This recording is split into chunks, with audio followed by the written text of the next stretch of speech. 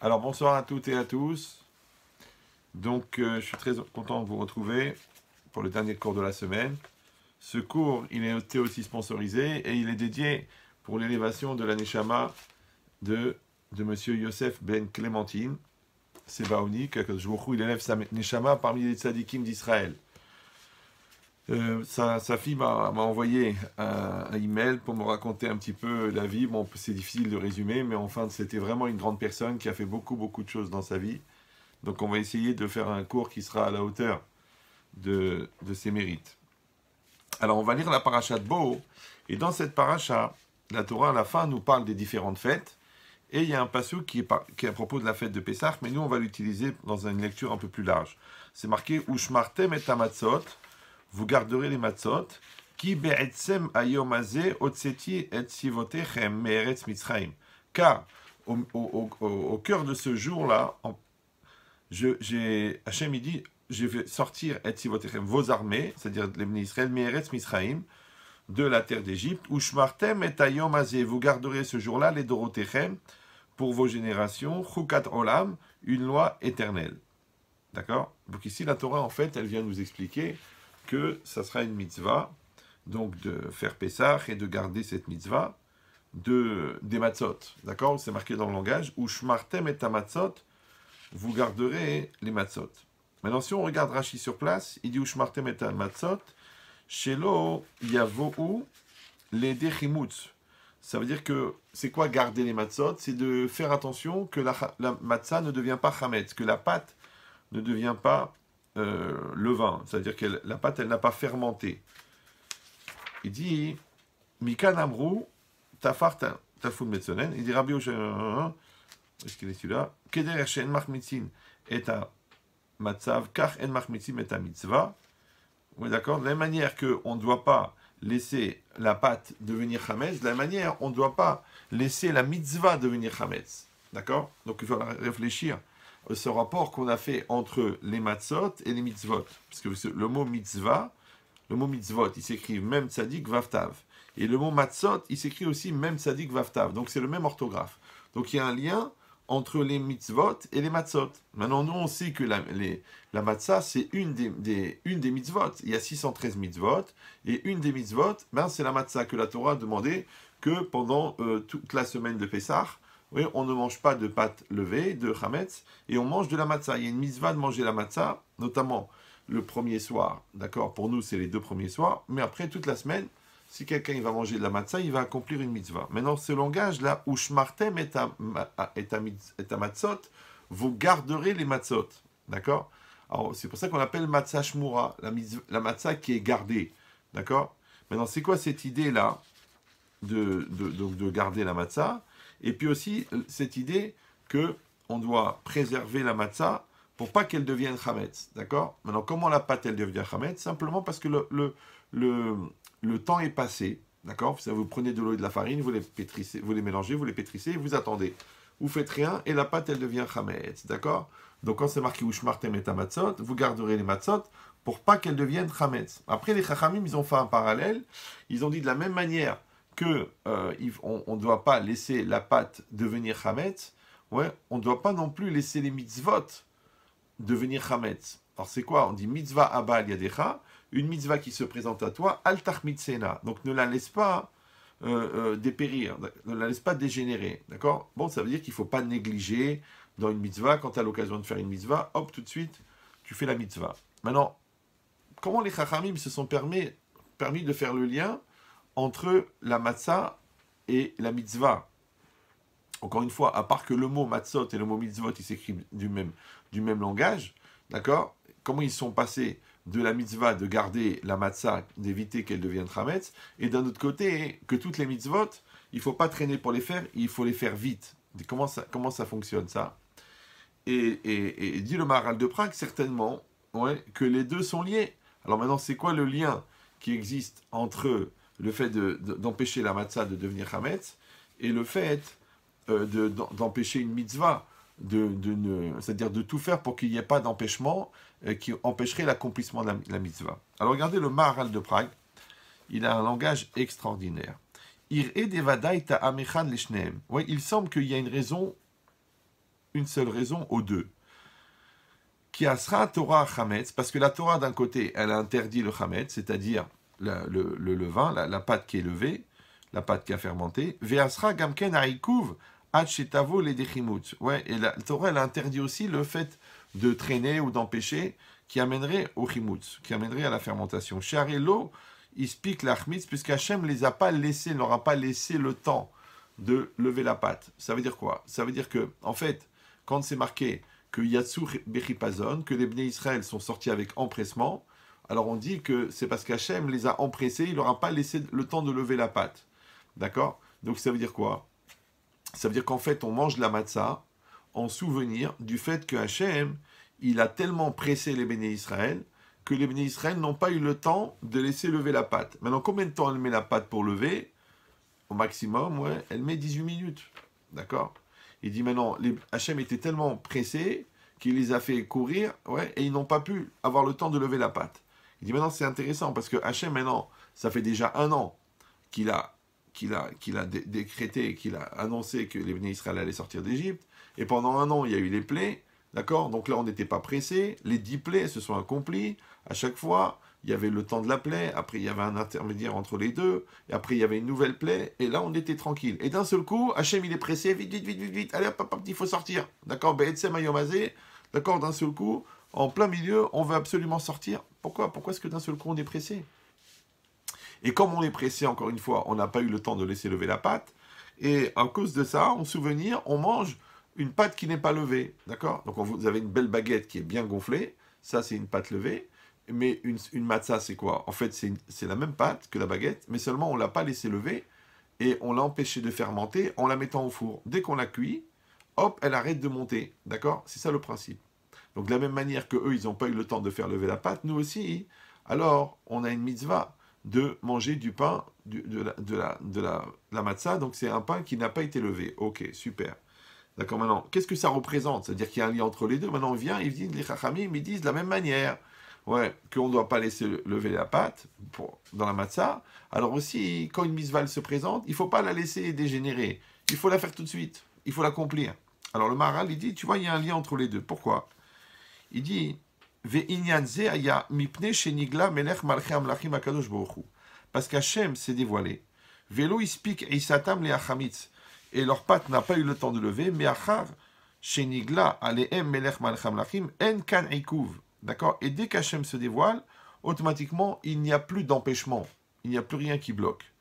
Ki ma'asav bemeirut, car ces actes, les actes d'Hachem, sont bemeirut, ils sont avec vitesse, ou bekoach, et avec force, bekoach gadol, une grande force, ad she'en kan ikouv, au point qu'il n'y a plus d'empêchement. Il dit, Ve'inyanim asichliim perulatam shelo bizman. Ouais, et après je vais expliquer tout ça, n'ayez pas peur.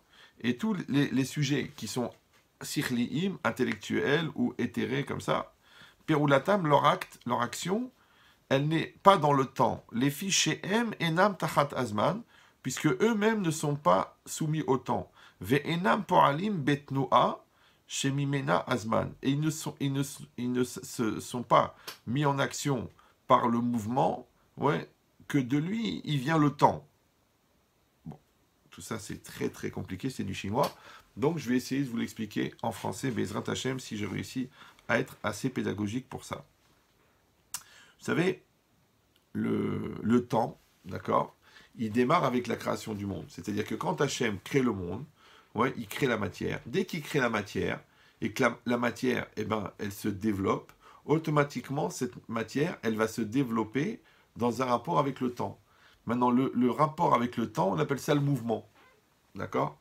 C'est-à-dire que c'est comme si une plante, elle pousse, hop, d'accord? Donc, elle pousse, eh ben, le fait qu'elle pousse, c'est un mouvement, et le fait qu'elle pousse, eh ben, c'est aussi inscrit dans le temps. Donc, ça met un certain temps pour pousser, d'accord? Si l'eau, elle coule, bon, donc il y a de l'eau qui coule. L'eau qui était ici, elle arrive là. Le temps d'arriver là, ouais, elle a pris un certain temps pour... Donc le fait qu'il y ait un mouvement, d'accord, ça implique automatiquement la notion de temps. Maintenant, la matière, elle est inscrite dans le temps. Alors on va parler d'un rapport entre le temps et la matière. Ce qu'on appelle en français la vitesse. C'est le rapport entre le temps et la matière. Pour ça qu'on parle de kilomètre-heure, d'accord? Quand on dit, quand tu marches, tu fais 4 km heure. Donc ça veut dire que tu fais 4 km en 1 heure. Donc le kilomètre, eh ben, c'est le parterre, donc c'est la matière. Et l'heure, c'est le temps. Donc 4 km heure, c'est un rapport entre le temps et la matière. Or, le rapport entre le temps et la matière, ça permet de mesurer la vitesse. C'est ça la vitesse. Donc la vitesse, c'est le mouvement, et le mouvement, c'est un rapport entre le temps et la matière. Super. Maintenant, là où ça devient plus compliqué, c'est qu'il dit que Dvarim Asichliim, d'accord, les choses de l'esprit, les choses intellectuelles, les choses de l'intériorité, ne sont pas soumises au temps. D'accord? Pourquoi?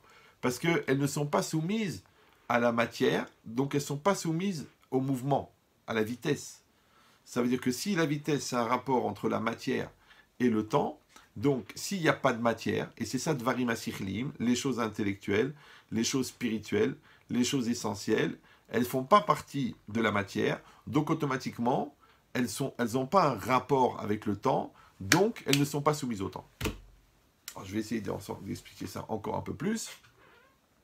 Vous savez que, on l'a dit dans le cours de la semaine dernière, que Akadosh Baruch Hu, il a annoncé à Moshe Rabbeinu, il a dit Ani Hashem, d'accord? Je suis Hashem.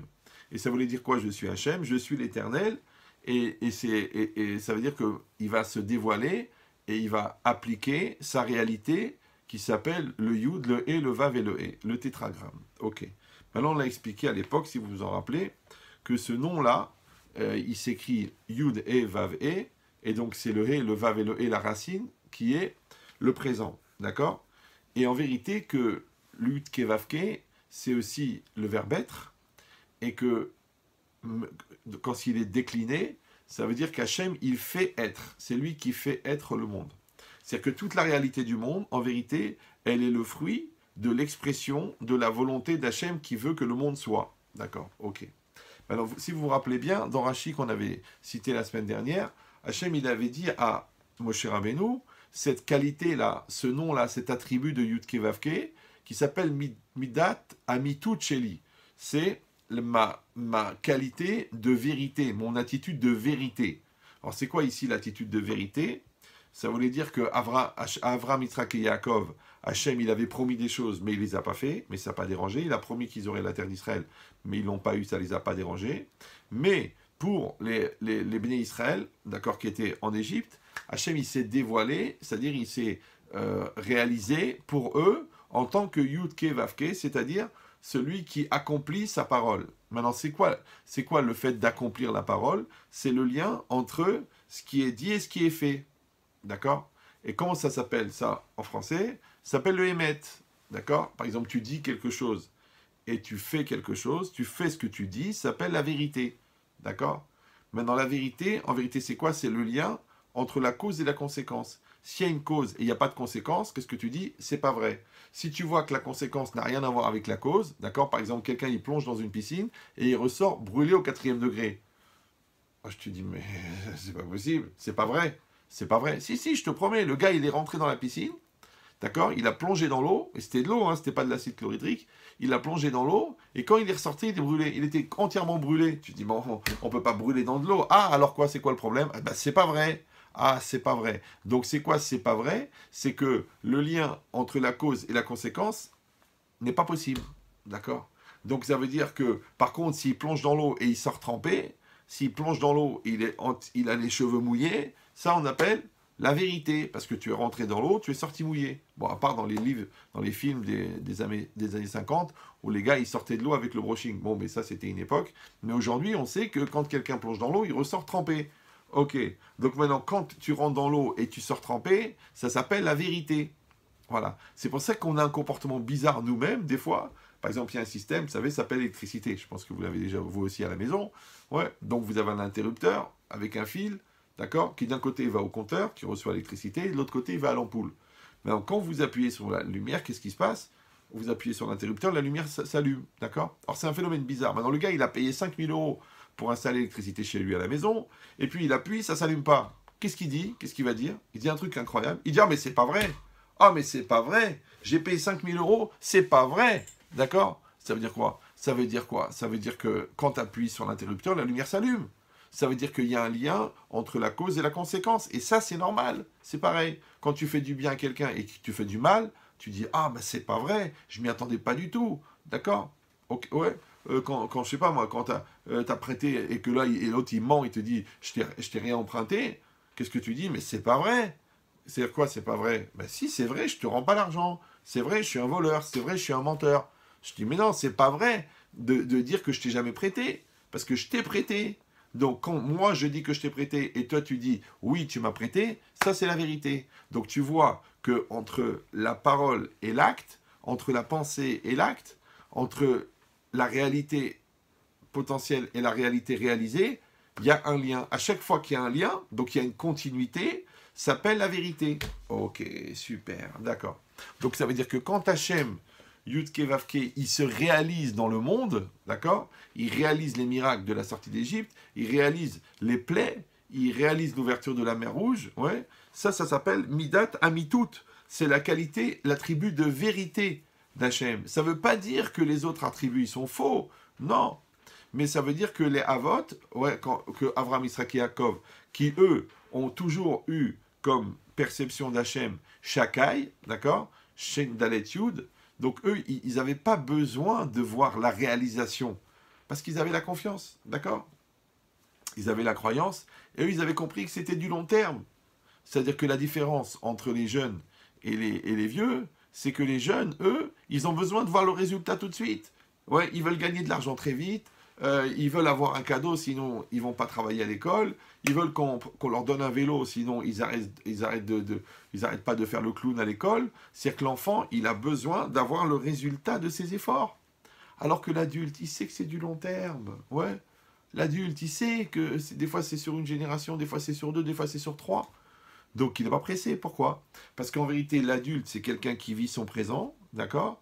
Mais, et l'avenir, eh ben, il sera ce qu'il sera. Alors que l'enfant, lui, non, non, non, lui, ça n'intéresse pas l'avenir. Lui, oh là là, les promesses, les promesses. Ouais, non, non, non, il veut la réalité. Donc les avot, entre guillemets, qui représentent les adultes, donc eux, ils voyaient à long terme. Donc ça ne les dérangeait pas, d'accord, de ne pas voir que la promesse s'accomplit. Parce que ce qui les a intéressés, c'est de vivre leur réalité à 100%. Par contre, les Bnei Israël, qui étaient à un très très bas niveau, ils avaient besoin de voir la réalité d'Hachem. Ils avaient besoin de voir la réalité des miracles. Ils avaient besoin de voir que leur ennemi, l'Égyptien, il a été massacré, que les idoles ont été détruites, que les miracles ils ont eu lieu, que la mer elle est devenue en sang, que les grenouilles, que tout ça, ils avaient besoin. Pourquoi? Parce que pour eux, il fallait qu'ils atteignent ce niveau de croyance qu'ils n'avaient plus. Donc comme ils n'avaient pas ce niveau de croyance, il a fallu leur faire un stage intensif de Emouna, d'accord? Et pour eux, ils ont besoin. Pourquoi? Parce que celui qui a la Emouna, il croit, celui qui n'a pas la Emouna, il voit. Il a besoin de voir. Il a besoin de voir. Ouais. Maintenant, le fait de voir, ça c'est quoi? C'est que les choses se réalisent. Or, qui c'est l'attribut de Dieu qui réalise? C'est Yudke Vavke. Ça veut dire quoi? C'est-à-dire qu'Hachem, on a dit encore une fois, que c'est celui qui fait être le monde. D'accord? Donc c'est celui qui fait être la réalité. Maintenant, c'est très intéressant, parce que il y a une différence entre celui qui fait et celui qui fait être. Ouais. Celui qui fait, c'est comme moi je prends de la terre et je la forme, je fais un pot. J'ai fait un pot, d'accord? Mais si j'avais un système électronique, d'accord, où en appuyant sur des boutons, en étant caché à un autre endroit, j'arrive à faire apparaître un pot, ouais, parce que j'ai une espèce d'accumulateur de particules, d'accord? Donc je choisis un volume, je choisis une densité, et j'appuie sur un bouton, et hop, les atomes ils se réunissent et ça fait un pot. J'ai pas fabriqué un pot là, non, ouais, non. J'ai fait apparaître un pot, j'ai fait être le pot. Alors c'est exactement pareil.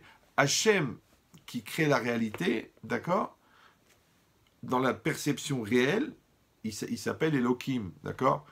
Mais ce Elohim, en vérité, il est entre guillemets seulement une partie d'Hachem qui est un peu l'exécutant de Yudke Vavke. D'accord? Parce que c'est Hachem qui va donner l'impulsion première pour que la chose soit. Donc cette impulsion, elle est cachée, elle est à l'intérieur des choses, elle est dans l'essentialité. D'accord? Elle est dans une dimension justement qui est cachée parce qu'elle va faire être. Elle va pas faire, elle va faire être. Maintenant, quand j'ai la chance de voir, ouais, la parole d'Hachem qui dit que la plaie va arriver. Et ensuite, je vois la plaie qui s'accomplit, d'accord? Donc ça veut dire quoi? Je vois la vérité. Je vois le lien entre la cause et la conséquence. Je vois la punition de l'Égyptien parce qu'il a fait du mal. Je vois la vérité, d'accord? Et bien cette dimension-là, elle s'appelle Midat Amitut Shalak Jvohu. C'est la qualité de vérité d'Hachem. Alors c'est très intéressant que cette qualité-là, en vérité, c'est Yud Kevavke, on a dit, c'est le tétragramme, et que le Yud Kevavke, il représente aussi pour nous le temps, parce qu'il s'appelle que Ové, c'est le présent, et à chaque fois qu'on voit ce nom d'Hachem, on doit penser Aya, Ové, Veillé. Il était, il est et il sera. Ça veut dire qu'Hachem, il est omniprésent dans le temps. D'accord?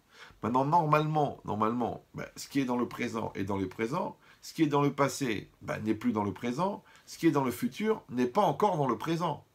Maintenant, si moi je peux voir le lien entre le passé, le présent et le futur, donc je vois la réalisation des choses.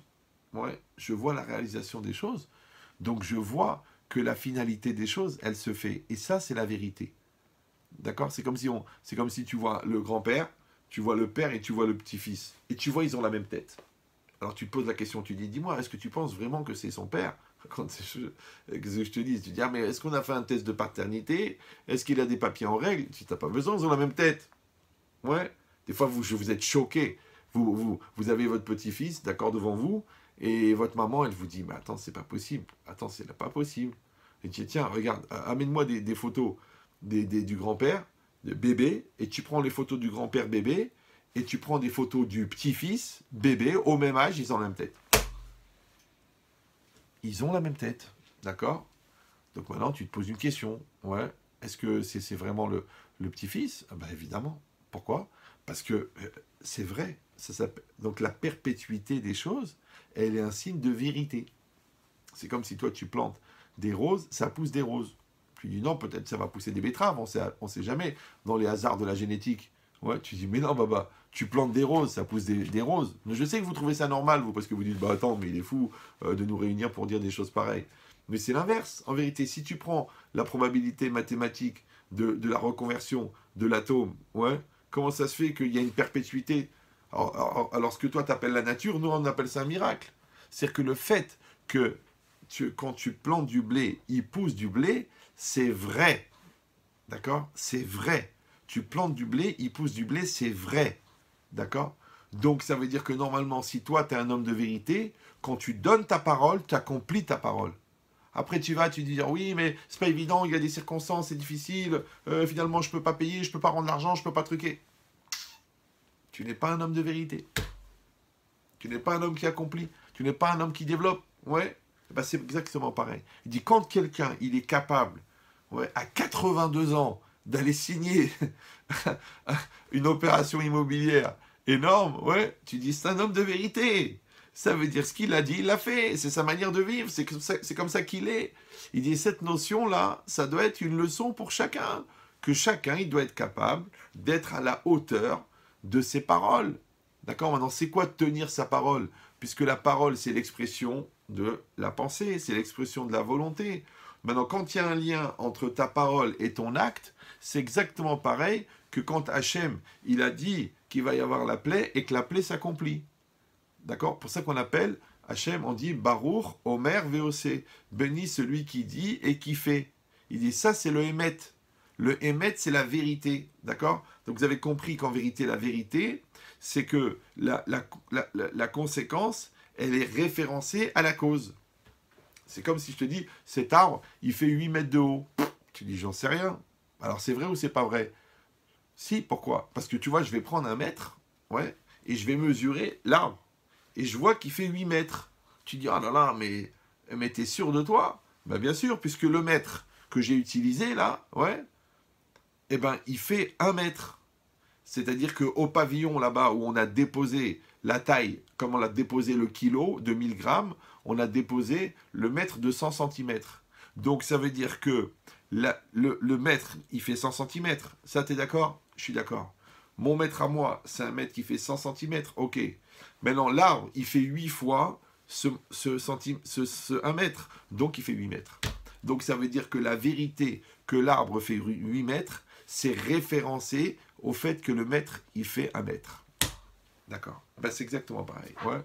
Je te dis, si, comment je sais que c'est ton chèque? Parce que c'est le même nom sur le carte d'identité et sur le chéquier. Donc, c'est la vérité. D'accord? Est-ce que je sais si ce papier, il est vrai ou non? Alors, tu vas à la mairie, c'est un fonctionnaire qui a assermenté et qui va prendre l'original et qui va prendre la photocopie, il va vérifier que c'est la même chose et il va mettre un tampon. Ouais. Qu'est-ce qu'il a fait? Il a vérifié que le papier et la photocopie sont les mêmes. L'original et la photocopie. Et bien, dans toute la vie, c'est pareil. C'est comme si la réalité, ça serait la photocopie de toi. Maintenant, si ta réalité, elle correspond à toi, ça veut dire que tu es un homme vrai. C'est facile à comprendre. Ouais. Maintenant, puisque l'homme, il est fait à l'image d'Hachem, donc c'est que de la manière que l'homme, quand l'homme et ses actes sont les mêmes, on appelle ça vrai. Quand ils sont cohérents, on appelle ça vrai. Quand ils sont liés par l'honnêteté, par la vérité, on appelle ça vrai. Donc de la même manière, Hachem, quand on voit la réalité, elle correspond à ce qu'on sait d'Hachem, donc on appelle ça la qualité de vérité d'Hachem. Maintenant, quand Hachem il va dire au Havot, je vais vous donner la terre d'Israël, mais Avram Avinu, lui, il est obligé d'acheter une terre pour enterrer sa femme, ouais, qu'est-ce qu'on va dire? C'est pas vrai? Si, c'est vrai, mais c'est pas réalisé encore. C'est pas réalisé. Encore une fois, les Havot, ça les dérangeait pas. Donc en vérité, c'est un problème de niveau. Ok. Maintenant, quand Hachem il vient, et on dit cette mida de Emet, c'est la mida de Yud Kevavke. D'accord? Mais que normalement, le Yud Kevavke, le tétragramme, il est toujours caché. C'est pour ça d'ailleurs qu'on ne peut pas le prononcer. Vous savez, quand on voit le nom d'Hachem, le Yud, le E, le Vav et le E, on ne peut pas le lire tel qu'il s'écrit. Non. On prononce Ado, Naï. D'accord? Maintenant, pourquoi? Parce que Hachem, il est Adon Akol. Maintenant, le nom Adon, c'est la perception vue d'Hachem. Parce qu'on voit qu'Hachem, il est le maître de tout. C'est lui qui réalise tout, c'est lui qui fait fonctionner tout. Donc on voit qu'il est le maître de tout.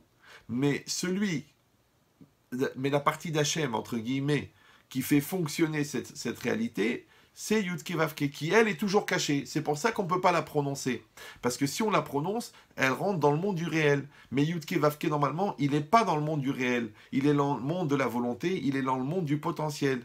Mais c'est vrai qu'il se réalise à l'intérieur. Bah, c'est exactement pareil. Ton bras, tu bouges ton bras, d'accord? Dans le monde réel, tu bouges ton bras. Mais ton bras, il bouge pourquoi? Parce que ton cerveau lui a donné l'ordre. Et l'ordre, c'est quoi? C'est la volonté que le bras bouge.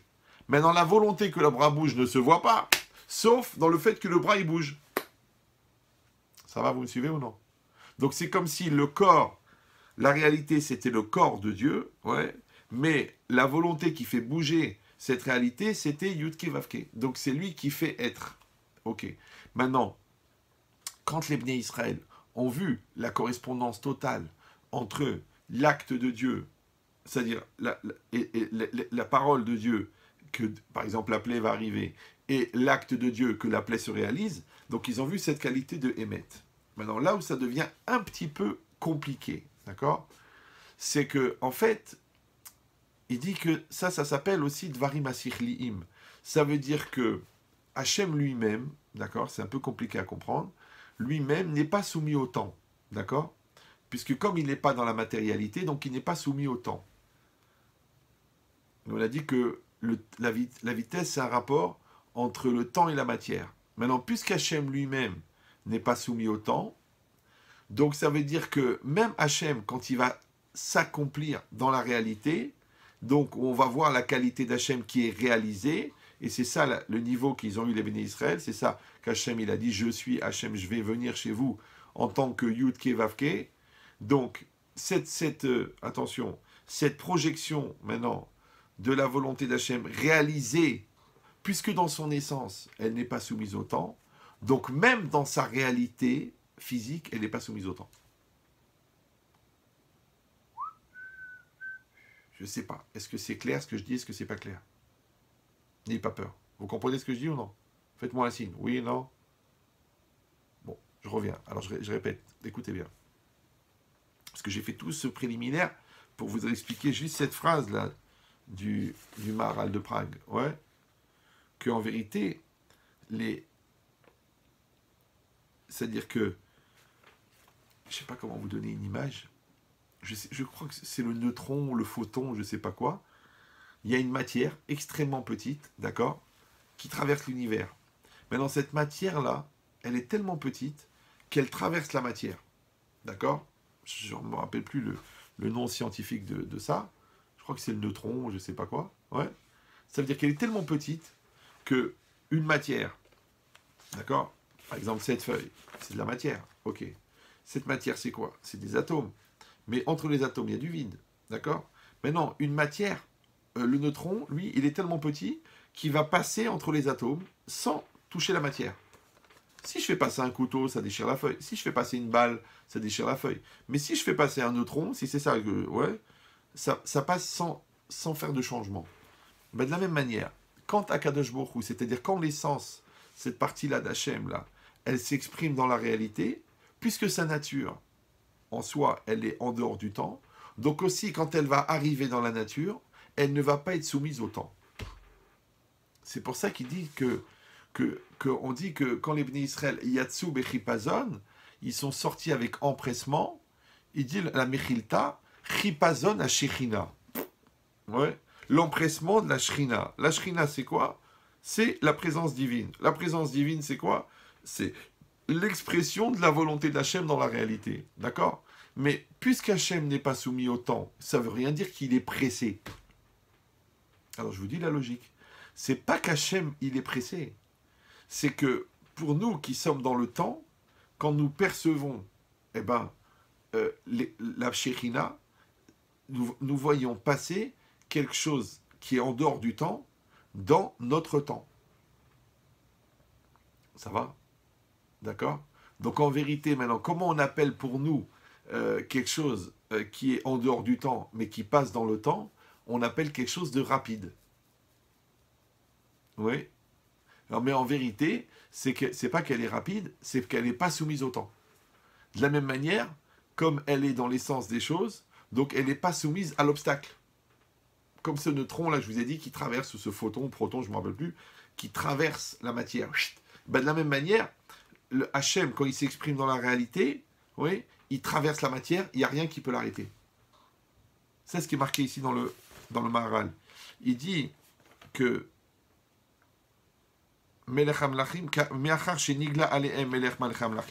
partir du moment où il s'est dévoilé à eux, le roi des rois, il n'y a pas d'obstacle. Mais oui, parce que qu'est-ce qui va s'opposer à Hachem?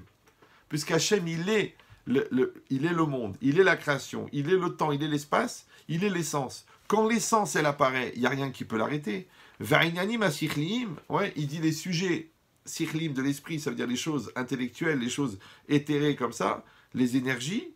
Il dit Perulatam Shelo Bisman. Leur action, leur mode de fonctionnement, elle est en dehors du temps. Les fichiers M enam tachatazman, parce que eux-mêmes ne sont pas soumis au temps. Ve enam poralim betenua. Ouais, et ils ne fonctionnent pas dans le mouvement, chez Mimena Azman, que d'elle on perçoit le temps.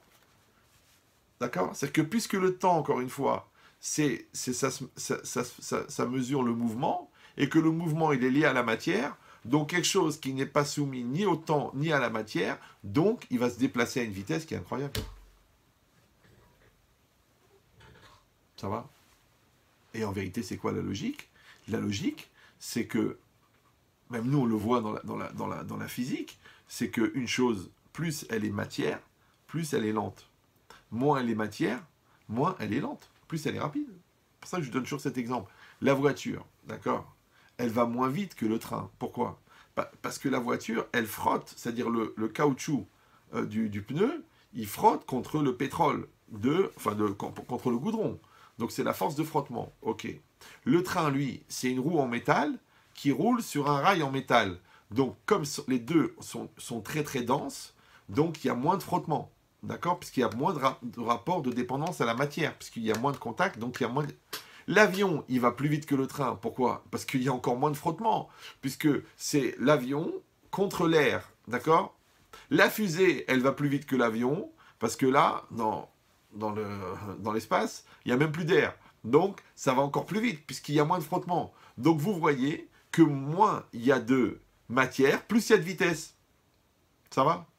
Maintenant, entre guillemets, un photon, il ira plus vite qu'un avion, puisqu'il a moins de masse que l'avion. Donc le frottement du photon dans l'espace, il sera encore moins de masse. Donc moins de masse, plus de vitesse.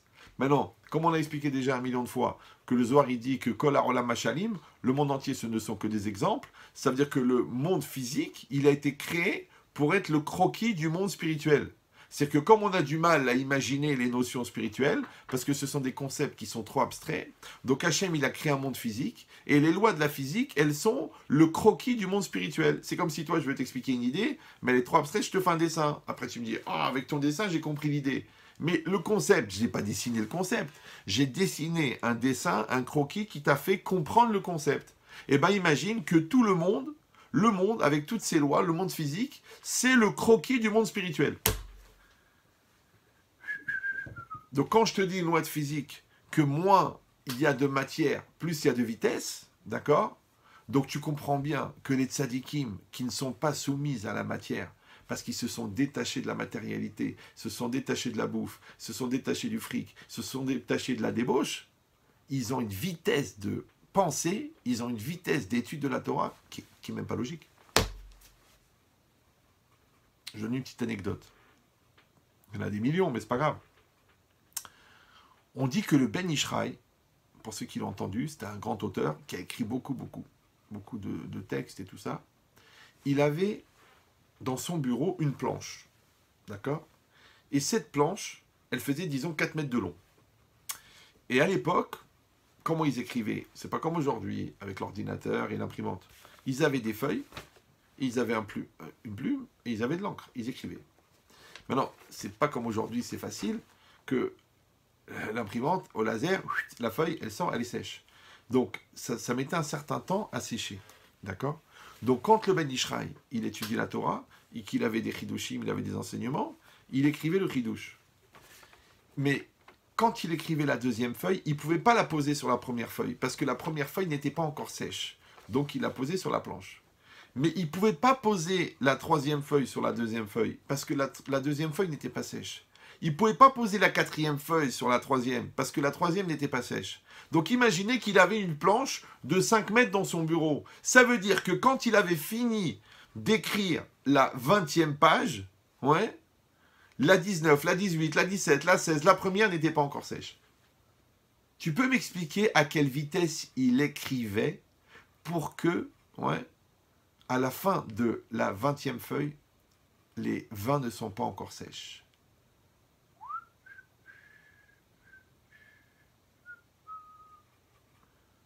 Vous me suivez ou là? D'accord? C'est pour ça qu'il y en a qui disent qu'il écrivait par miracle. Mais ça, c'est le Ben Ishraï. Le Ben Ishraï, ça veut dire qu'il a vécu il y a 100 ans, 150 ans. Imaginez que le père de Rav Obadia Yosef, le Rav Kadouri, ouais, lui, on dit qu'il a assisté à des drachot, des cours du Ben Ishraï.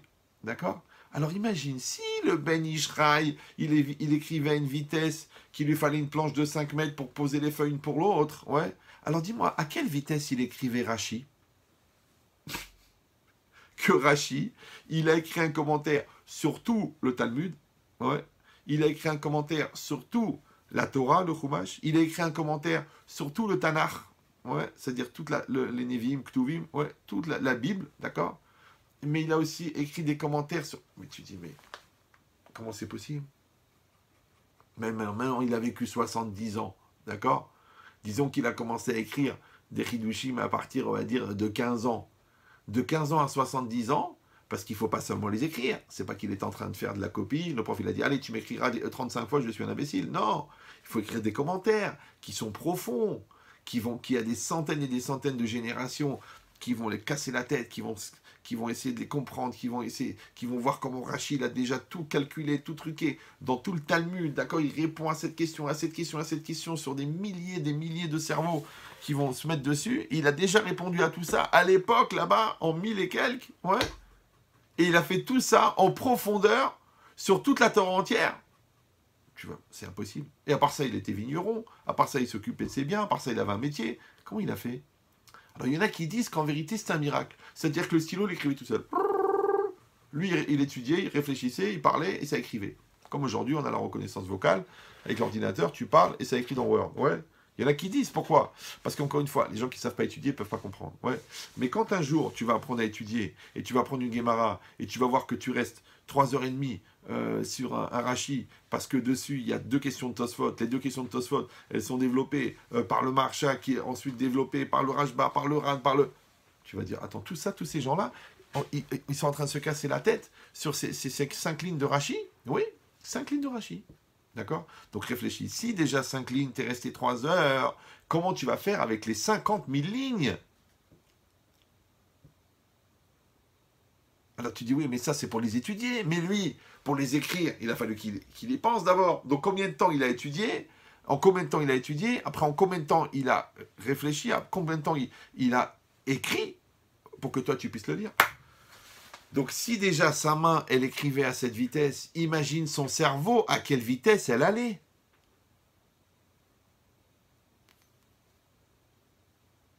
Vous savez que le Gaon de Vilna, tous les mois, il finissait toute la Torah. Tu dis, bon, je sais pas. Par exemple, le Talmud, c'est 2700 pages. Il le terminait. Talmud Babli, terminé. Le Shulchan Aruch, terminé. Le Sifra, le Sifri, le Braïta, la Braïtot, les commentaires, le Rashi, les commentaires, tout. Le Chumash, tout. Tous les mois, tout. Puis c'est pas possible.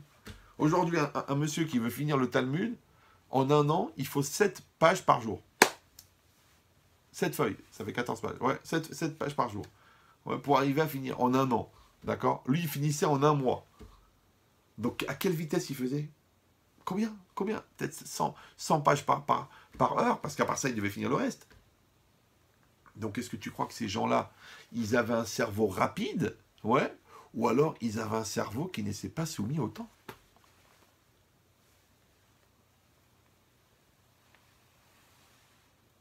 Premièrement. Deuxièmement, on sait que Hachem, il a écrit la Torah avant de créer le monde. Vous savez ça. Puisque c'est marqué que Istakel, Boraïta ou Baralma, Hachem, il a regardé dans la Torah, il a écrit le monde. Il a créé le monde. Donc la Torah, elle existait avant que le monde existe. D'accord? Si, quand Hachem a créé le monde, il a créé la matière. Et quand il a créé la matière, il a créé le temps. Ok. C'est-à-dire que quand Hachem a créé la matière, il a créé le temps en même temps. Ok. Donc avant que le monde existe, le temps n'existait pas. Facile à comprendre. Donc à l'époque où Hachem a écrit la Torah, le temps n'existait pas. C'est pour ça que c'est très très rigolo, comme quand il y a des pseudo-intellectuels qui viennent et qui disent oui, mais enfin écoutez, on ne peut pas apprendre une Torah qui a 3500 ans, elle est dépassée, elle n'est pas adaptée au temps, elle n'est pas adaptée à notre actualité. Mais JH2, ça veut dire jeune khmar au carré, réfléchis. Ouais. Même au niveau logique, on va dire au niveau philosophique. Une chose qui existait avant que le temps existe, donc elle ne subit pas le temps. Si elle ne subit pas le temps, dans sa nature intrinsèque, elle ne subit pas le temps, puisqu'elle existait déjà avant que le temps existe. Donc si elle ne subit pas le temps, elle ne peut pas être dépassée par le temps. Donc comment tu peux dire que la Torah, elle n'est pas d'actualité? Mais non seulement que la Torah, elle est d'actualité, mais l'actualité, elle est dans la Torah.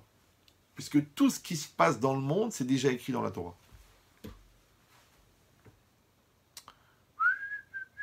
Alors, il y a 2 manières de comprendre. Soit tu dis que tu vas trouver dans les textes exactement toute l'actualité, d'accord? Donc, tu lis le Parisien, tu lis la Paracha, tu trouves la même chose. Ou tu dis non, tu dis l'essence de la réalité. Ouais, l'essence de la réalité, elle est intemporelle. Comme la Torah, elle est intemporelle. C'est comme si je vous disais, vous prenez le tableau de Mendeleïev, ou je ne sais pas quoi, là, je ne me rappelle plus comment il s'appelle celui-là. Vous savez, le tableau de tous les composants chimiques, d'accord? Donc, vous avez l'oxygène, l'hydrogène, le carbone, le manganèse, le chlababène, ils sont tous là, d'accord? Donc, vous avez le tableau qui est là. Et là, vous avez le monde. Maintenant, tous les objets qui existent dans le monde, toute la matière qui existe dans le monde, tout l'univers qui existe, il est fait de matière. Cette matière, elle est composée avec les composants qui sont les composants chimiques qui sont inscrits dans le tableau. Donc en vérité, dans le tableau, il y a l'univers. Seulement là, il est réalisé et composé, et ça s'appelle la matière. Et là, il est dans l'essence, et ça s'appelle la notion. Et bien imagine que la Torah, c'est la notion du monde. Donc, dans la Torah, il y a le monde entier. La seule différence, c'est que comme elle n'est pas encore réalisée, et qu'on a dit que la réalisation, eh ben, c'est la matière, et la réalisation de la matière, c'est le mouvement, et le mouvement, c'est le temps, donc c'est normal que la Torah, elle est en dehors du temps, puisque en n'étant pas réalisée, elle n'est pas soumise à la matière et au temps. Vous me suivez toujours? Bon, c'est un cours spécial, hein. Je crois que votre père, il a un mérite spécial ce soir, parce que là, vraiment, c'est de l'improvisation totale, mais le bon Dieu, il nous éclaire. Ouais, eh ben, je vous dis cette logique.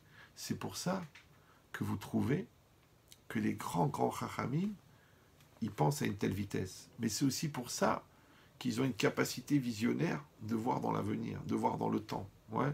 C'est pour ça qu'ils peuvent remonter dans le passé. Encore une fois, ce n'est pas des niveaux qui sont pour nous. Nous, on parle de choses qui sont écrites dans les textes, et on a la émouna que c'est vrai.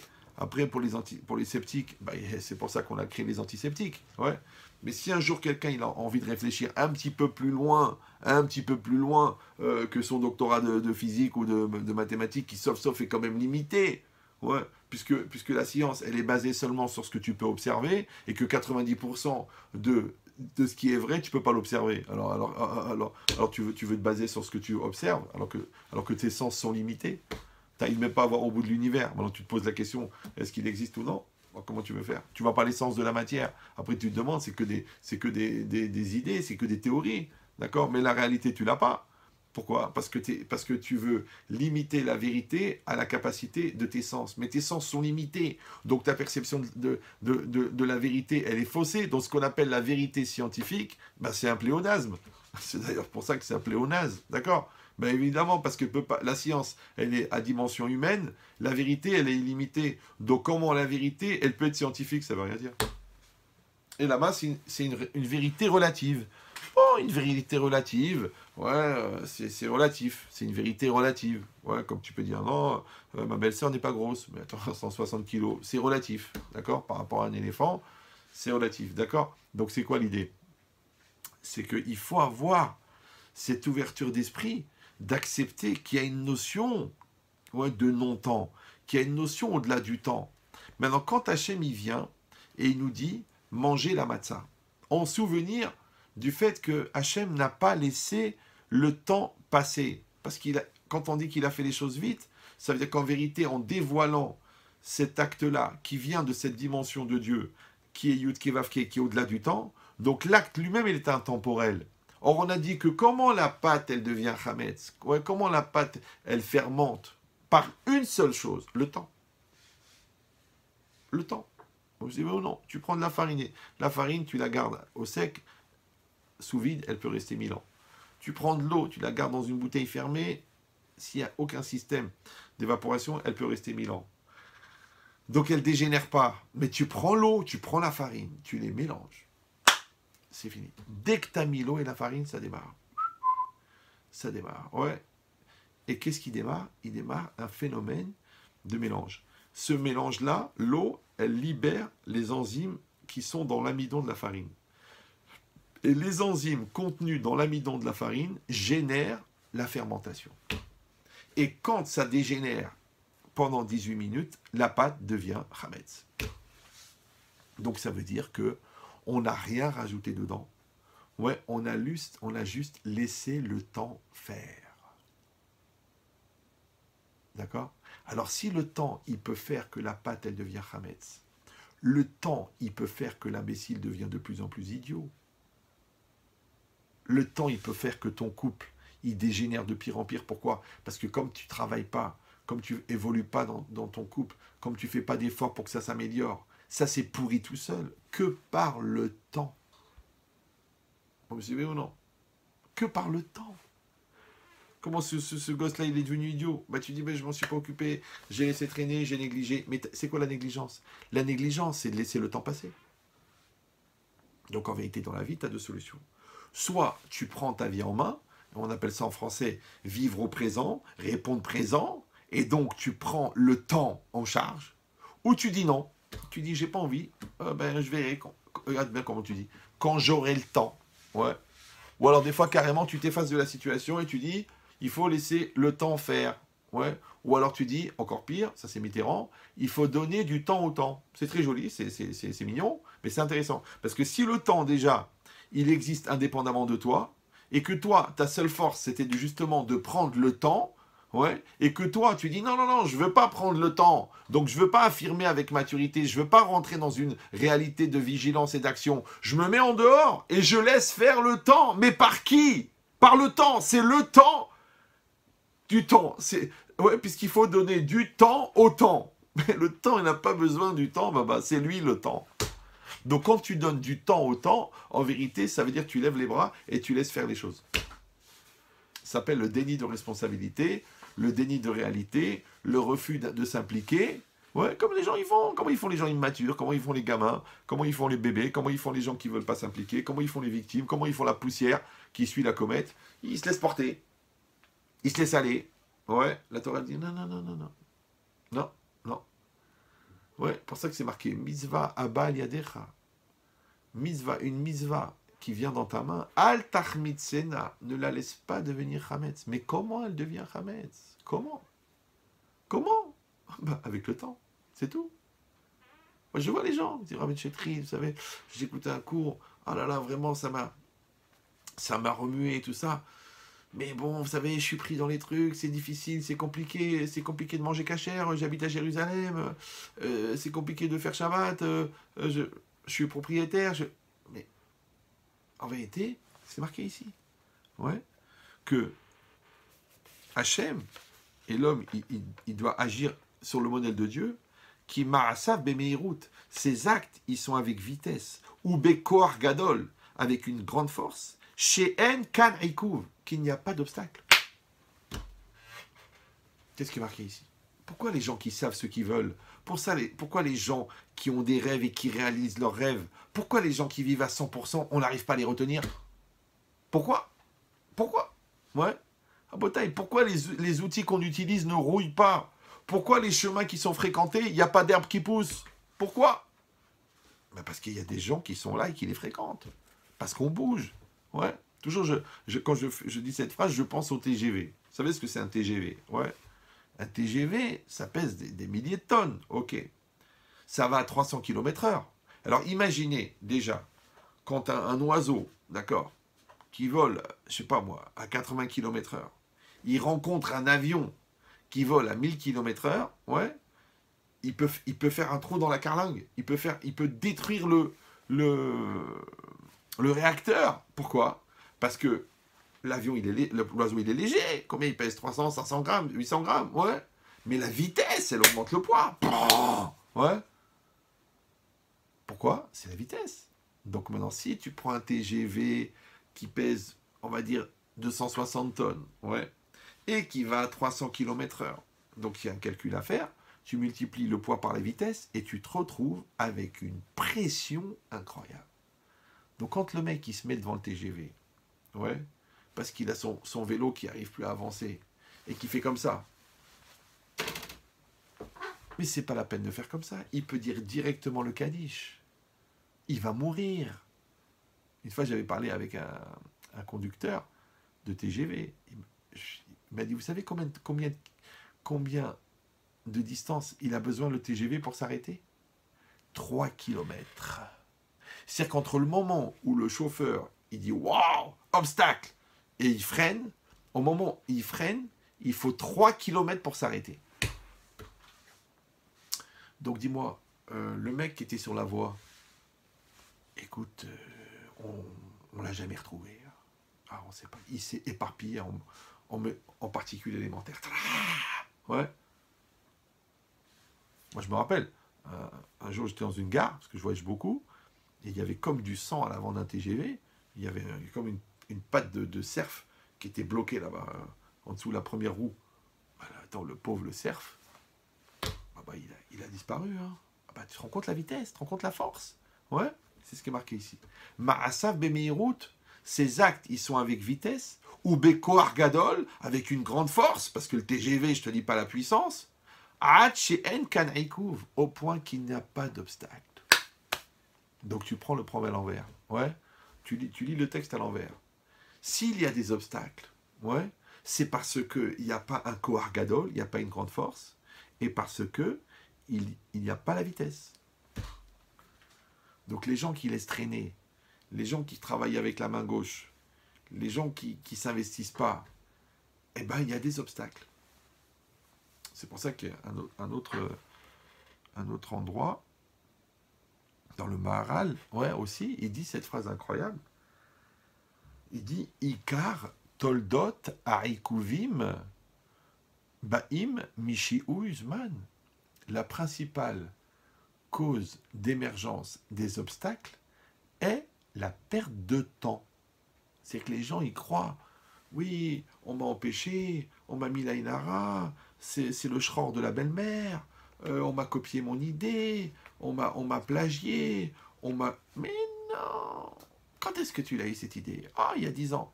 Quand est-ce que tu as commencé à la réaliser? Ah, il y a 3 ans. Et maintenant, qu'est-ce que tu fais? Eh ben, je présente l'idée à des investisseurs. Quoi, ça fait 10 ans que tu es dessus? Mais Baba, en 10 minutes, ça aurait dû être réglé.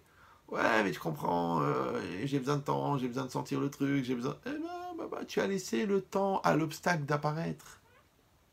C'est pour ça que je donne toujours cet exemple-là, je m'excuse pour les redoublants, il y a des gens que ça fait 25 ans qui m'écoutent, ça fait 25 ans que je donne cet exemple-là, mais il est tellement beau, la vérité, j'ai pas envie de le changer. Si vous en trouvez un meilleur, je vous donne ma barbe. Ouais, c'est quoi? On dit en français... vous savez, j'étais en plein projet, j'étais dans un truc extraordinaire, et on m'a mis des bâtons dans les roues. On m'a mis des bâtons dans les roues. Ok, c'est une expression connue. D'accord? Alors maintenant, on va développer l'image qui est donnée par bâton dans les roues. Donc vous imaginez la roue, vous savez, dans les westerns, il y avait les charrues comme ça, ou les charrettes, ouais, avec les grosses roues. D'accord? Et puis, elles ont un axe, et puis elles ont des rayons. Et les rayons, tu les vois bien, parce qu'il n'y en a pas beaucoup. D'accord? On va dire qu'il y a 6 rayons. Maintenant, donc tu vois cette charrette, elle est en train de passer, donc la roue, elle tourne, et puis il y a de l'espace entre les rayons. Et puis moi, j'ai envie d'arrêter cette charrette. Alors qu'est-ce que je vais faire? Je vais prendre un tronc, d'accord? Un bout de bois comme ça, en chaîne, bien dur. Vous savez, des trucs, c'est impossible à casser. Et je vais rentrer la barre, ouais, entre les rayons de la roue. Et bien, qu'est-ce qu'elle va faire la roue? Elle va se bloquer, et hop, le gars qui est sur la charrette, il va s'envoler, et la charrette, elle va se retourner. Qu'est-ce que j'ai fait? J'ai mis, ouais, un bâton dans la roue. Alors maintenant, c'est quoi une roue? Une roue, c'est un cycle, d'accord? Un cycle, c'est quoi?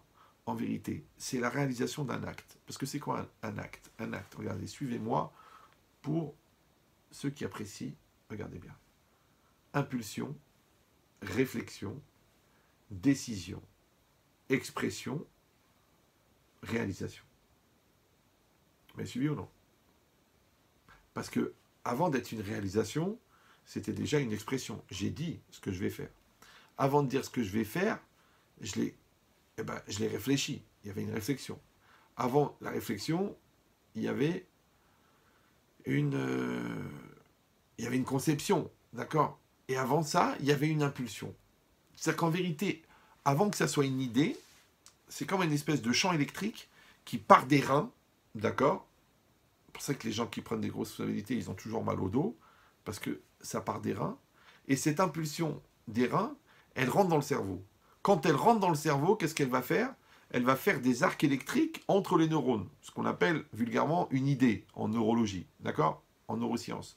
Donc maintenant, il y a les neurones, ils sont là, tranquilles, et puis il y a un courant électrique qui vient et qui fait un lien. Et ce lien-là, il crée une image. Et cette image-là, elle s'appelle une idée. Cette idée, elle est perçue ensuite par la conscience. La conscience, elle la traduit en mots, elle prend dans le vocabulaire les mots, pour la vocaliser dans la parole, et cette parole, elle va servir de trame à la réalisation dans l'acte. Maintenant, si vous avez compris qu'il y a des étapes, donc plus les étapes sont séparées, plus il y a d'espace pour mettre des obstacles. Mais si c'est impulsion, réflexion, décision, vocalisation, application, où tu vas mettre, Baba, le bâton? Donc les Allah, les blata, les relous, ouais, les complexés, ceux qui n'ont pas ce qu'il faut là où il faut, ouais, donc ils n'y arrivent pas. Après ils sont jaloux, ils disent ouais mais t'as vu ce qu'il a fait, t'as vu celle-là, t'as vu il a construit, il a développé, il a fait, mais pourquoi t'es empêché toi? Ah, mais oui, mais il a des... Non, il n'avait pas de diplôme. Ah, mais peut-être, il avait des milliards. Il n'avait rien du tout. Mais, alors comment c'est possible? Je vous raconte un truc, mais ça reste entre nous. Hein. Ça reste entre nous, hein, vraiment, parce que je sais qu'on est à peine quelques centaines à écouter. J'ai entendu quelqu'un, là, il m'a raconté. Qu'est-ce qu'il a fait, le gars? Mais je suis discret. Il avait un projet immobilier. Il a été voir 7 ou 8 banques en même temps. Mais il n'aura pas dit qu'il avait 8 projets. Ouais. Il n'a pas dit qu'il avait un seul projet. Il a dit qu'il avait 8 projets. Donc il a présenté 8 projets. Donc il a demandé 8 prêts. Il lui a accordé les 8 prêts. Imagine maintenant, ils ont accordé 8 prêts de 200 000 euros. Un exemple. Ouais. Donc maintenant, lui, 2 fois 8, 16, il se retrouve avec 1 200 000. 1 600 000 de prêt. Il n'a pas d'argent, il a un prêt. Il a un accord de prêt. Il a été dans une banque, il a dit voilà, j'ai 1 600 000 d'accord de prêt. Est-ce que vous pouvez m'ouvrir une lettre de crédit, une ligne de crédit, et moi je vais travailler avec. Le mec il a dit bah si vous avez 1 600 000, on peut aller jusqu'à 5 millions. Et ben le mec il a commencé à acheter des biens sur le crédit qu'il n'a pas. Je sais pas si vous me suivez, ouais. Et si vous allez dire non mais c'est un petit peu eh ben aujourd'hui le gars il a 50 appartements et il a plus de 20 il a plus de 20 locaux commerciaux et il n'a pas atteint la trentaine. Et toi tu dis attends mais moi pour payer mon 2 pièces à Jouan-les-Pins, j'ai mis 28 ans. À l'époque c'était des francs, bah c'était quand même 1700 francs par mois. Bon après c'est passé en euros, mais avec Mimine, on a mis 28 ans pour le payer. Tu peux m'expliquer comment tu as mis 28 ans pour payer un 2 pièces à Jouan-les-Pins, même pas face à la mer? Dans les hauteurs là-bas, ouais, là-haut, dans les vraies hauteurs, ça veut dire que dans les endroits où quand tu achètes du pain, on te donne un joint, ouais.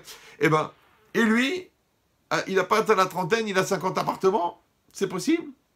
Tu dis, ouais, mais bon, c'est légal, c'est pas légal? C'est légal, ouais. Mais tu dis, il faut être un peu fou.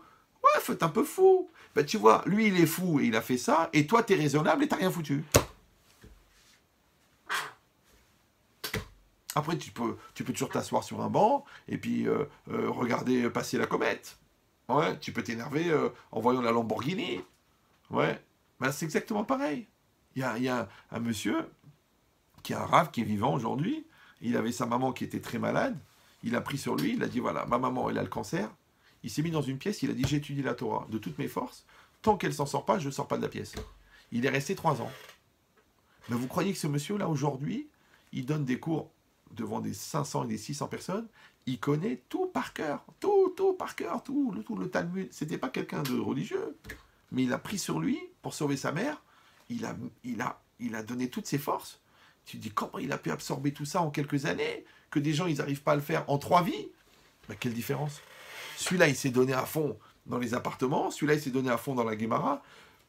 Facteur commun, ils se sont donnés à fond.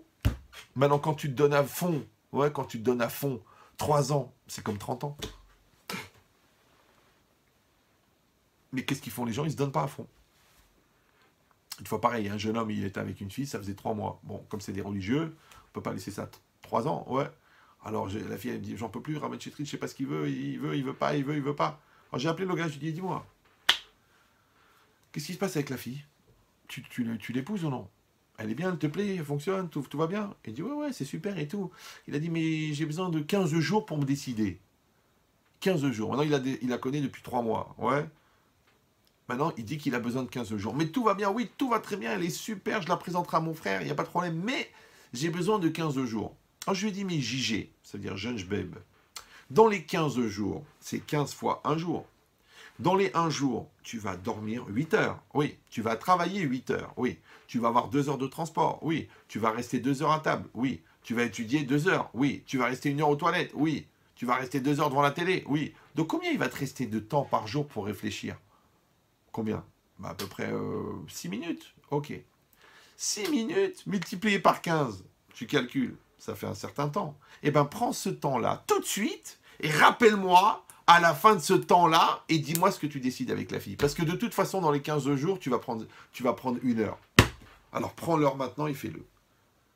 Alors, il me dit, ouais, mais vous me mettez la pression. Je lui dis, écoute, si tu étais seul avec ta lourdeur, je t'aurais dit, tu sais quoi? T'as qu'à faire pousser des champignons sur ta tête. Ouais, mais comme tu engages le cœur d'une fille qui t'attend, pour rien, parce que tu sais même pas ce que tu veux, ouais, et qu'en vérité, ton problème, c'est pas de savoir si c'est elle ou non, c'est de savoir si tu veux te marier ou non, et ça, c'est un truc, le Kabbalah, ouais. Donc, tu vas prendre le temps maintenant. Parce que ce que tu peux faire en 15 jours, tu peux le faire en 2 heures, parce que de toute façon, dans les 15 jours, tu vas te concentrer que 2 heures.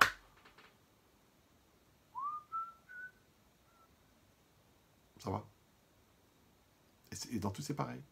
Moi, en vérité, de vous à moi, vraiment, je vous le dis parce qu'on est proches, on est un peu de la famille. Ouais.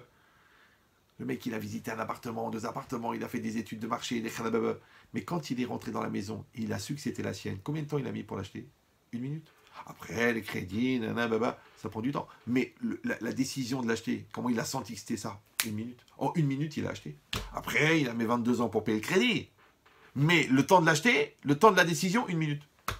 Quand il a vu sa femme la première fois, quand il l'a vue, il a dit c'est elle. C'est elle, c'est la femme, c'est mon mari, c'est sûr. Après, ils sont côtoyés, comme ils ne sont pas très religieux, ça a duré 4 ans. Mais en vérité, il savait que c'était elle. Donc combien de temps pour se marier? 1 minute. Combien de temps pour choisir la maison? 1 minute. Combien de temps pour choisir le métier que tu vas faire? Le mec, tu crois qu'il a vu tous les métiers, qu'il a traversé les trucs, qu'il a été visiter les facultés, il a rencontré des médecins, des géologues, des géomètres, des khaladababa. Non, une seconde, ça lui est monté comme ça, il a dit ah, je vais être chirurgien, je vais être truc. Combien de temps? 1 minute. Ah, après, 15 ans d'études, mais la décision, 1 minute. Donc en vérité, la vie, c'est une série de minutes. Parce que les plus grands choix de ta vie, tu les fais en 1 minute. Combien de temps on fait pour faire un bébé? 1 minute. Le temps que la semence, elle te quitte, elle rentre chez la femme. Après tout le reste, la grossesse, l'éducation, les mariages, la prise de tête, les petits-enfants, les retards, et tout ça, c'est le développement de cette minute-là. Mais celle-là, elle dure 1 minute. Donc en vérité, les plus grandes décisions de la vie, elles durent des minutes.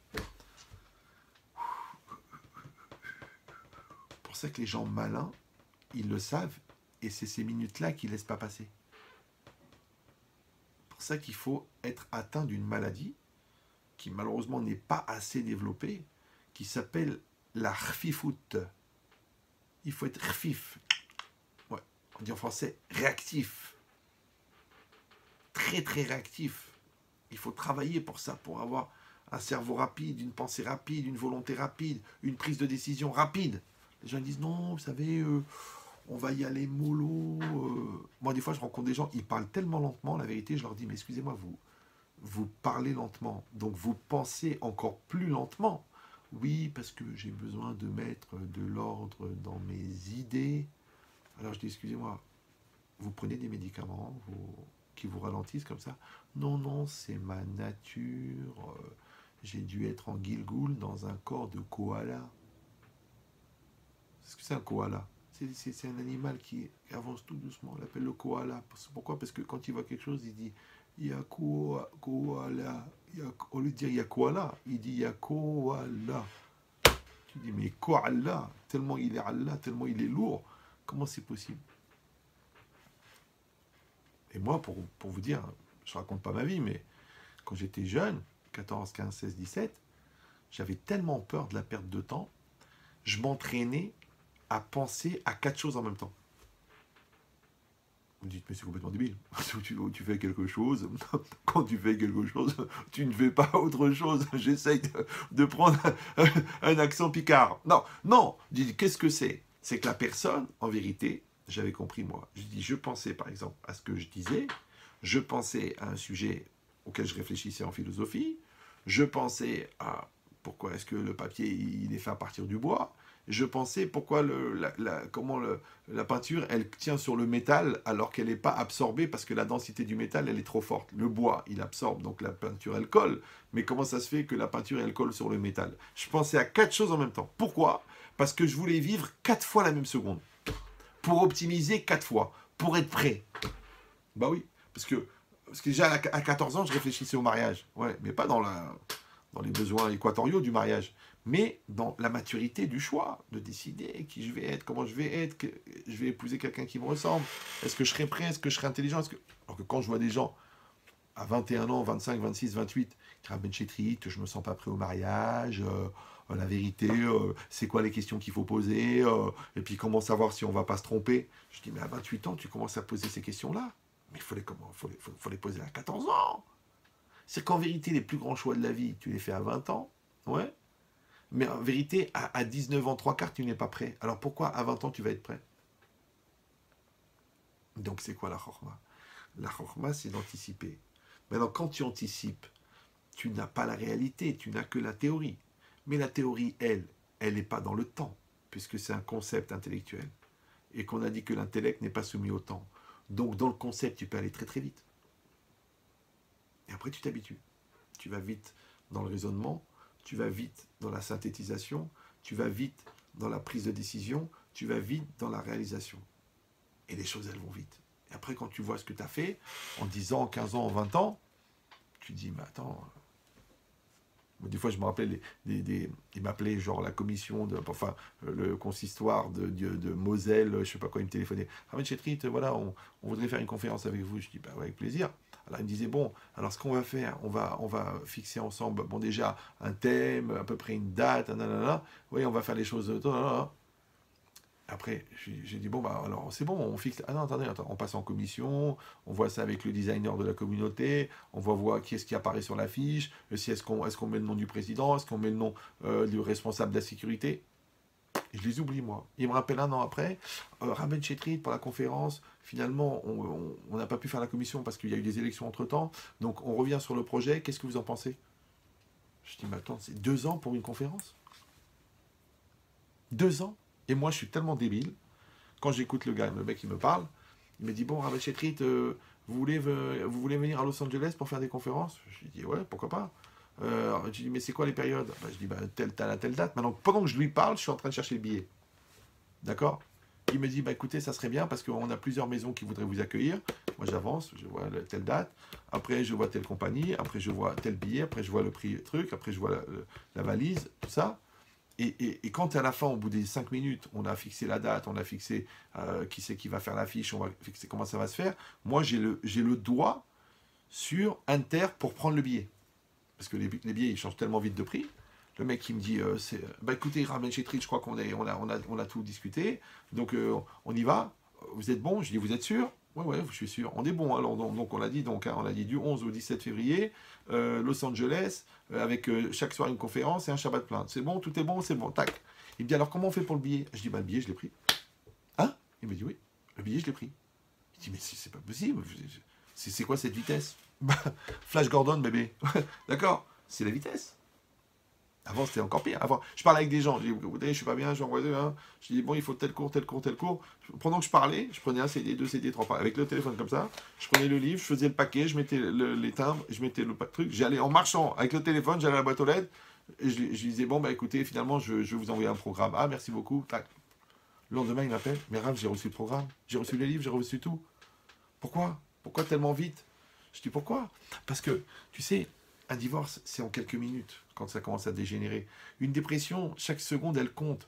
La bêtise, le travail du Yetzirara, le youch, le désespoir, ça va très très vite. Donc il faut aller plus vite que la lourdeur, plus vite que la matérialité, plus vite que l'argent, plus vite que tout. Maintenant, quand toi, t'es pris par cette notion-là de vitesse, qui est en vérité le caractère de la mitzvah, c'est ça ce qui est marqué. Mitzvah abal yadecha, c'est-à-dire une mitzvah qui se présente à toi, ne laisse pas traîner, tu dois de l'argent, rembourse, d'accord? Le travail, moi des gens, il imprimait les livres.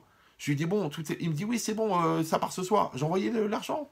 Il dit, mais rien, mais pourquoi t'envoies l'argent? Attends de recevoir les livres, pourquoi? Pourquoi il n'a pas travaillé, lui? Et ça va mettre un mois de bateau, je lui paye. Il me dit, mais pourquoi tu payes tout de suite? J'ai dit, tu sais pourquoi je paye tout de suite? Parce que comme ça, même les gens qui me doivent de l'argent, ils me remboursent tout de suite. Et si tu traînes, tu dis, allez, c'est bon, on va essayer de gratter encore 1 mois, 2 mois. Excuse-moi, j'arrive pas à te joindre, j'ai fait une erreur dans le virement, je trouve pas ton numéro. Mais en vérité, c'est faux, t'es de mauvaise foi. Après aussi, le mec, il te doit de l'argent. Excuse-moi, je t'ai oublié, j'ai pas la tête, je me suis cassé un ongle hier soir sur Microsoft. Ouais. Pourquoi il baratine? Parce que tu baratines. Donc ça veut dire que le temps n'a d'emprise que pour ceux qui le perdent. Le temps n'a d'emprise que pour ceux que sur ceux qui le perdent. Donc ne perds pas ton temps. T'es juif, mets les tefilines. Ouais, je réfléchis. C'est comme la respiration. Hein. D'accord? Pourquoi quand t'as fait la Brit Mila, ton père il a posé la question? Non, il a coupé court à la discussion. T'es juif, tu fais Shabbat. Oui, mais c'est pas évident, j'arrive en retard. Eh ben pars à l'avance. Pourquoi pour tes vacances t'arrives en retard? Ouais. Après, tu dis, bon, alors, étudie la Torah. Mais j'arrive pas à rester concentré. Pourquoi sur un film, t'arrives pas à rester concentré? Si, allez, vas-y, hop, on passe. Ouais. Chaque chose, c'est pareil. Chaque chose. C'est comme le matin, tu veux te lever, tu veux pas te lever. Ah, je suis fatigué, c'est difficile, tu te rendors. 11 heures, d'accord? Toujours, je dis, qu'est-ce que tu fais? D'abord, tu te lèves, après, tu réfléchis. Parce que si tu réfléchis dans le sommeil, tu dis, attends, il y a une autre synagogue là-bas, je peux aller là-bas, je peux aller faire un truc, le Krat Shema, c'est 11 heures, le Shema, l'Armida, c'est... Et tu te réveilles 3h15. Tu dis, c'est pas possible, comme le temps passe vite. Mais alors, si déjà, tu te réveilles à 3h, alors que tu devais te lever à 7h du matin, hein, imagine, tu te réveilles après 28 ans de mariage, et tu dis, mais attends, mais on n'a rien construit, il n'y a pas de communication, il n'y a pas de solidarité, il n'y a pas de compréhension, il n'y a pas de connivence. Comment ça se fait? Parce que tu étais dans le coma, Yabrel. Le temps, il passe. C'est pour ça que je vous ai dit, je vous répète tout le temps, quand vous achetez une montre, achetez toujours avec une trotteuse. Parce que la trotteuse, tu vois que le temps passe. C'est pareil, ouais. Ta femme, elle est là, elle est belle, elle est magnifique, tu l'épouses, elle est magnifique. Et bien, tu sais ce qu'il faut faire? Il faut l'aimer, au-delà de son corps, quand elle est belle. Parce qu'après, quand elle a vieilli, eh ben, tu dis, quand elle était belle, on t'a dit, aime sa personne. Comme ça, quand le corps va changer, tu te dis, je m'en fous de toute façon. Parce que de toute façon, tu aimes la personne. C'est comme ta mère. Ouais, ta mère, tu vas pas dire, écoute, je fais pas Kiboud Avayim parce qu'elle n'est pas assez belle, elle n'est pas sexy, elle n'est pas sensuelle. C'est ta mère. Donc tu vois que ta mère, tu aimes plus la personne de ta mère que le corps de ta mère. Bah, de la même manière, ta femme, ouais, si Dieu veut, j'espère qu'un jour, elle sera plus un objet. Donc c'est pendant qu'elle est belle, qu'elle te plaît, qu'il faut l'aimer en tant que personne. Ce qui fait que quand le corps, il va changer, tu vas continuer à l'aimer puisque c'est en tant que personne que tu l'aimes. Mais si tu l'aimes en tant que corps, et la vieille, oui. Par contre, la crémière, elle est très jeune. Donc, automatiquement, tu penses à changer de crèmerie. Chaz v'shalom lo harlinu simtilenu. Ouais. Ben, dans toute la vie, c'est pareil. Ouais. Tant que tu as la pêche, vas-y, pose-toi, étudie la Torah, avance, évolue, grandis. Ouais. Tant que tu as des forces, vas-y, travaille 8h, 15h, 30h. Tu dis non, mollo, c'est bon, je fais les minimums, je fais ce qu'il faut. Mais c'est dommage, maintenant tu es jeune. Un jour, tu auras les articulations, tu auras mal au dos, tu auras mal au dos, tu n'arriveras pas à faire. Tu mettras 10 minutes pour faire 100 mètres. Maintenant, tu es refif, vas-y. Si tu es dans la Torah, vas-y, fonce. Si tu es dans le business, fonce. Non, qu'est-ce que non, tu sais, qui va mollo, va sano, qui veut rouler longtemps, ménage sa monture. Là, toutes ces phrases qui ont été inventées par les glandeurs. Ouais. Mais si tu as la santé, si tu as le cerveau, si tu as l'impulsion, si tu as l'aide d'Hachem, mais vas-y, fonce. Qu'est-ce qui te retient? Mais bouge ton derrière. Vas-y, ouais. C'est ce qui est marqué ici. Pourquoi est-ce qu'on a marqué « Ushmartem et matzot » vous garderez les matzot. Ouais. Et on a dit que c'est quoi la garder la matzah? C'est l'empêcher de devenir chametz. C'est-à-dire que dans la matzah, on vient exprimer le fait qu'un homme, il doit lutter contre l'emprise du temps. Parce que c'est le temps qui crée le chametz. Ils sont venus les chachamim, ils ont dit « Al tikre matzot et la mitzvot ». C'est les mêmes lettres. Ne dis pas matzot, mais mitzvot. Il dit, mais les mitzvot, ça n'a rien à voir. Il y a 613 mitzvot, et ça, c'est une mitzvah parmi les 613. Or, de la même manière qu'il y a du chametz dans la matzah, qui peut faire que la matzah n'est plus cachère, il peut y avoir aussi du chametz dans la mitzvah. Ouais, c'est-à-dire que la mitzvah, elle peut dégénérer, elle peut devenir chametz. Et c'est quoi le chametz? C'est le yetzer hara. C'est-à-dire que quand le yetzer hara, il rentre dans la mitzvah, elle est foutue. Donc, c'est quoi la mitzvah? C'est d'empêcher le yetzer hara de rentrer dans la mitzvah. Mais pour empêcher le yetzer hara de rentrer dans la mitzvah, il ne faut pas laisser traîner. Tu vois, tu fais impulsion, action, pensée, parole. Tac, tac, il n'y a pas le temps. Une fois, j'étais jeune, j'adorais aller au zoo. Alors, il y avait les singes là-bas. Non, pas les singes qui sont de ce côté de la grille, ceux qui sont de l'autre côté, ceux qui sont dans la cage. Ouais. Et moi, je m'amusais à jeter des cacahuètes. Bon, je sais, c'est interdit, il ne faut pas nourrir les animaux. Bon, j'arrive pas. Moi, j'ai toujours eu comme ça une générosité. Donc, je prends les cacahuètes. Et il y avait un phénomène bizarre. Mais dommage, je n'avais pas une caméra pour filmer au ralenti. On jetait une cacahuète. Maintenant, la cacahuète, vous savez comment elle est? Elle est dans son écorce. Et en dessous, il y a une petite peau rouge là sur la cacahuète. Ouais, c'est dedans. Et ben, on jetait la cacahuète comme ça au singe. Et le singe, avec une agilité, mais de singe, il faisait comme ça. Il tapait, Ouais. Et on voyait on ralentit, hein, on voyait les morceaux d'écorce qui partait, l'enveloppe rouge qui partait, il restait plus que la cacahuète toute seule, et hop, elle partait dans la bouche. En une seconde, comme ça. Ouais. Après, je me suis dit, mais tu te rends compte la vitesse d'exécution? Mais c'est pareil. C'est quoi un business? Ben, c'est une cacahuète enveloppée. C'est quoi une opportunité? C'est une cacahuète enveloppée. C'est quoi une situation? C'est une cacahuète enveloppée. C'est quoi une personne que tu veux épouser? Eh ben, il faut y aller. Elle est enveloppée, elle est prise, elle est difficile. Et toi, tu veux absolument l'épouser. Ben, tu vas, tu lui parles, tu rigoles avec elle, tu la dragues, tu demandes ses parents, tu l'épouses. Mais va. Ah, mais tu dis oui, mais il y a l'enveloppe de la cacahuète, et puis il y a la peau, et puis qui a dit que c'est pour moi, c'est pas pour moi, c'est j'ose pas. Eh ben, il y a un mec qui a osé, il l'a opposé. Il l'a épousé. Et dans tout, c'est pareil. Tu vois une maison. Tu dis, bon, mais c'est trop cher, c'est difficile. Rendez compte, 2 millions d'euros, 3 millions d'euros. Mais avant, ça coûtait 600 000 euros. Ouais. Tu dis, ah, 600 000 euros, mais c'est le prix du marché. Eh bien, aujourd'hui, ça coûte 3 millions d'euros. Tu dis, mais tu te rends compte si j'avais acheté à l'époque? Mais toi, mon frère, tu es inscrit sur yahasala.com.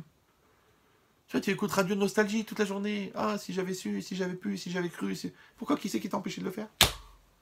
C'est que moi, je connais des gens qui, en 1962, ils ont acheté des immeubles au Marais à 1 million de centimes.